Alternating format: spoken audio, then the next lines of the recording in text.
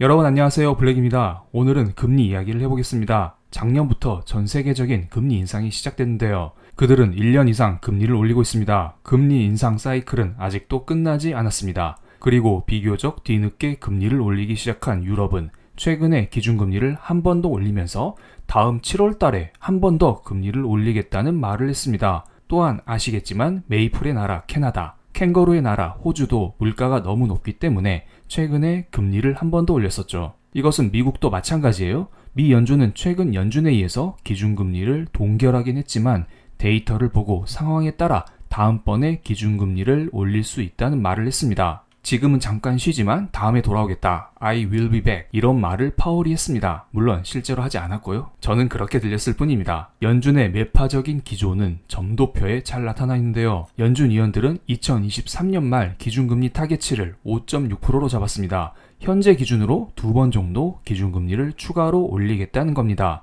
그나저나 맨 위에 찍혀있는 점 하나 누군가요? 블러드 여는 총재인가요? 요즘에도 빅스텝을 해야 한다고 난리치던데요. 블러드 형 너무 그러다가 파월한테 빠따 맞을 수 있어. 요즘 금리 인상이 끝났다고 전문가들은 이야기를 하고 있지만 실제로 미국의 물가는 여전히 높아요. 이번 연준회의에서 2023년 물가 전망치가 함께 공개되었는데요. 연준에서 자주 체크하는 게 PC 인플레이션과 코어 PC 인플레이션 이 두 가지가 있습니다. 그런데 요즘 코어 PC 인플레이션이 잘 잡히지가 않죠? 그래서 빨간 박스 친 이게 요즘에 중요하다고 봅니다. 코어 PC 연말 물가 예상치를 보면 지난 3월 달에는 3.6%로 전망을 했습니다. 그런데 이번에는 그 전망치를 높이면서 3.9%로 잡았습니다. 3개월 사이에 물가가 높아질 만한 환경이 더 형성되었다는 것입니다. 그리고 연준에서 전망한 3.9%라는 이 수치를 잘 기억하시고 다음 그래프로 넘어가 보겠습니다. 전반적인 코어 PC 물가를 보겠습니다. 4월달 수치는 4.7%인데요.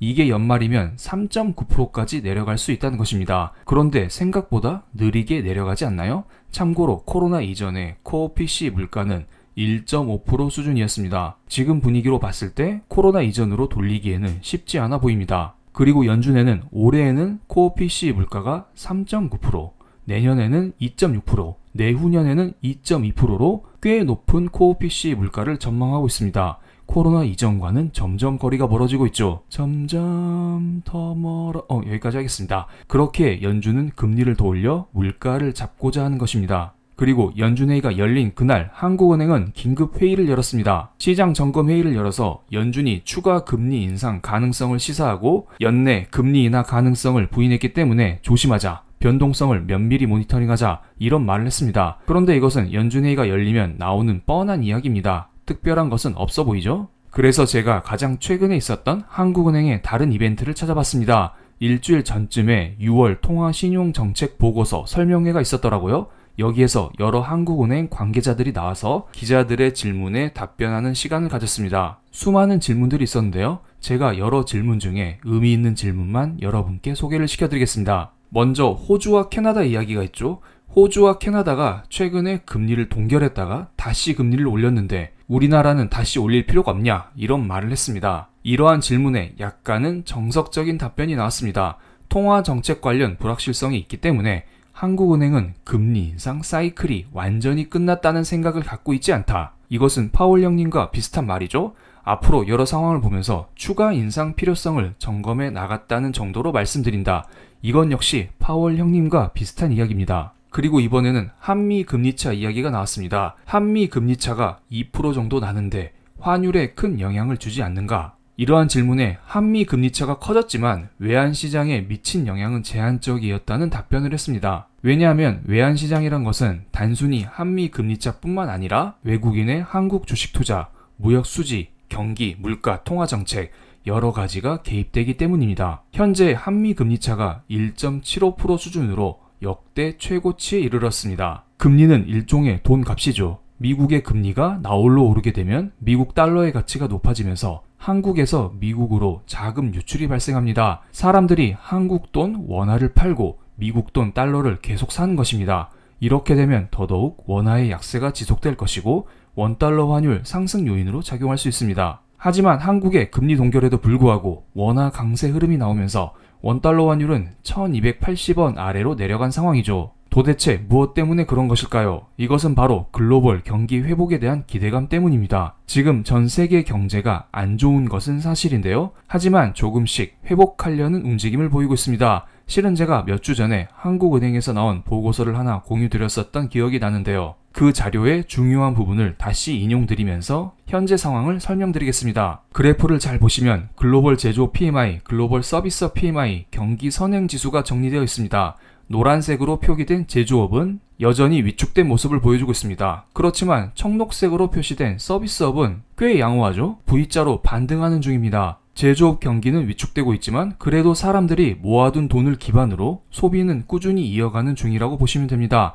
그리고 파란색으로 표기된 경기 선행지수는 최근 들어 조금씩 오르고 있습니다. 이것을 보면 현재 상황이 그렇게 좋진 않지만 앞으로 경제가 살아날 것이라고 사람들이 기대하면서 경기 선행지수가 상승한다라고 보시면 됩니다. 그리고 한국의 경제 지표를 따로 보면 바닥을 쳤다는 느낌이 강합니다. 한국의 민간 소비, 설비 투자, 건설 투자가 분기별로 정리되어 있는데요. 이 중에서 우리는 주황색 커브를 볼 필요가 있습니다. 주황색 커브는 전년 동기 대비 증감률을 나타낸 것입니다. 소비는 꾸준히 증가하는 모습을 보이고 있고요. 설비 투자는 막 증가하진 않지만 여전히 플러스를 유지하고 있습니다. 그리고 건설 투자는 몇 년 만에 이렇게 증가하는 모습이 나왔죠. 종합해드리면 한국 경제가 역대급 호황이다? 이런 건 절대 아니에요. 그렇지만 한국 경제가 최악의 구간을 벗어나고 있는 중이다. 이렇게 보시면 됩니다. 그리고 이것은 한국의 무역 수지를 나타낸 것입니다. 참고로 6월달은 1일부터 10일까지의 무역 수지만 정리된 것입니다. 그런데 최근 한국의 수출입을 보면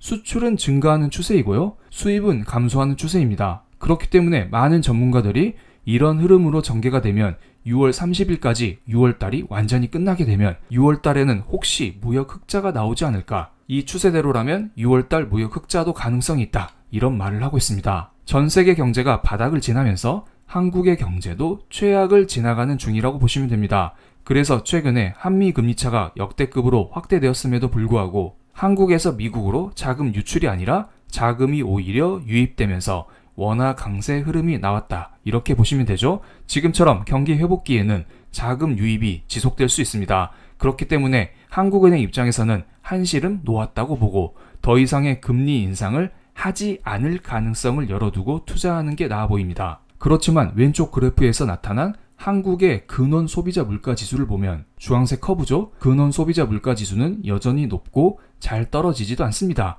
미국과 비슷한 모습이죠.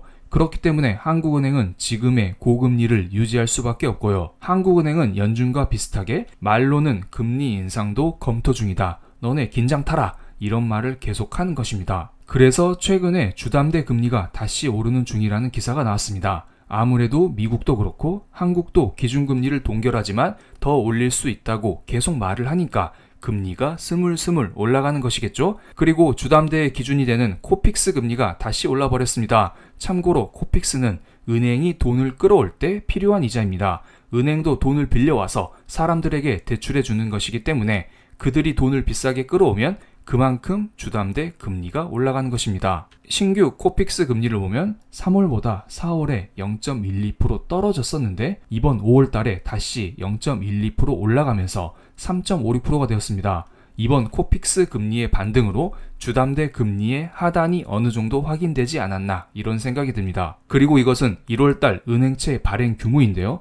2023년 1월달 은행채 발행 규모가 역대급을 기록했다는 이야기가 있습니다. 실제로 작년에 레고랜드 사태가 터지면서 은행이 채권을 발행하면서 돈을 조달하기가 힘들었었죠. 그리고 정부에서 은행채 발행을 규제했던 것도 있었고요. 그런데 이렇게 밀렸었던 은행채 발행이 2023년에 최근에 갑자기 터지는 중입니다. 은행채 발행이 늘어나면 아무래도 공급 증가로 작용하면서 은행채의 금리가 올라갈 수 있습니다. 이것은 곧 은행이 돈을 끌어올 때 높은 금리를 내야 된다. 코픽스 금리의 상승 요인이 될 수 있죠. 그래서 최근 들어 다시 한번 코픽스 금리, 주담대 금리가 올라간다. 이렇게 보시면 되겠습니다. 마지막으로 캐나다의 기준금리를 보겠습니다. 캐나다가 5개월 정도 금리를 동결하다가 5개월 만에 금리를 올렸습니다. 그러면서 한국은행도 우리도 그럴 수 있다라고 으름장을 놓고 있습니다. 그렇기 때문에 당분간 주담대 금리는 지금 수준에서 움직일 수 있고요. 앞서 설명드렸듯 주담대 금리가 막 내려갈 수 있는 환경은 절대 아닙니다.